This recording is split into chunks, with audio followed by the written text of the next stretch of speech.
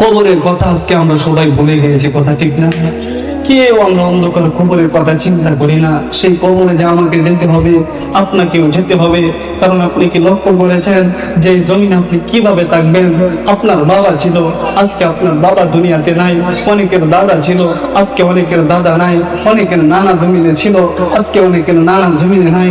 অনেকের বন্ধু বান্ধব এই জমিনে ছিল, আজকে অনেকের বন্ধু বান্ধব এই জমিন থেকে চলে গেছে।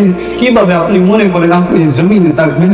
আপনাকে তো এই জমিন ছেড়ে যেতে হবে, আমাকেও ছেড়ে যেতে হবে। এজন্য আমাদের আসল ঠিকানা হচ্ছে যে কবর। সেই অন্ধকার কবরে আমরা যাব। আমরা সবাই সেই একটু আপনারা এদিকেও চলে আসেন, অনেকেই এদিকে চলে আসেন, এদিকে মাহফিল এদিকে বলে গেছে, এদিকে চলে আসেন, এদিকে জায়গা খালি। তো মুহতারাম হাজিরিন, সেই কবরে আমাকেও চলে যেতে হবে, আপনাকেও চলে যেতে হবে। কিন্তু কবরে যাওয়ার আগে আমাদেরকে সেই কবরের সামানা নিয়ে সেই কবরে যেতে হবে। কথা বলেন ঠিক কিনা? যদি সেই অন্ধকার কবরে সেই কবরের সামানা নিয়ে যদি আমরা কবরে যেতে না পারি, মনে রাখবেন এই জমিন থেকে চলে যাবেন।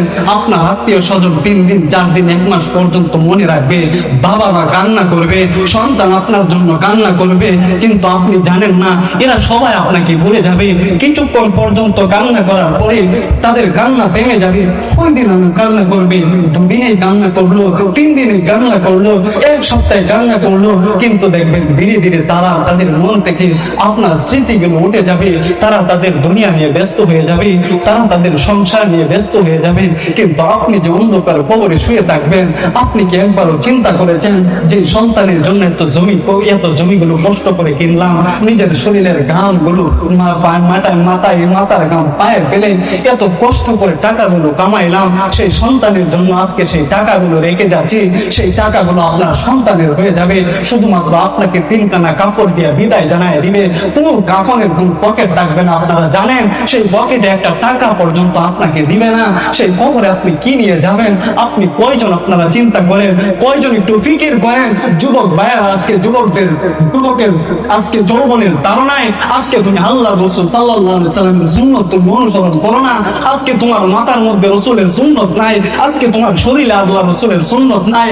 আজকে তুমি মুরব্বিদের দিকে তাকালে, অনেক যুবক ভাইদের দিকে তাকালে মনে হয় এ আর কোনদিন মরবে না, এ মনে হয় জমিনে থাকবে।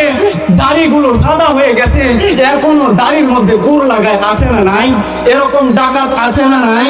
অনেক বড় বড় ডাকাত যে চুলগুলো পাইকা গেছে, দাড়ি পাইকা গেছে, এখনো দাড়িগুলো কেচি দিয়ে কাটে, আরে সাইজ করে। আরে তুমি যে আজকে দাড়িগুলো সাইজ করতেছো, আজকে দাড়িগুলো কেটে মানুষের সামনে তুমি নিজের ফ্যাশন দেখাইতেছো। আল্লাহ বলেন যে দাড়িকে তুমি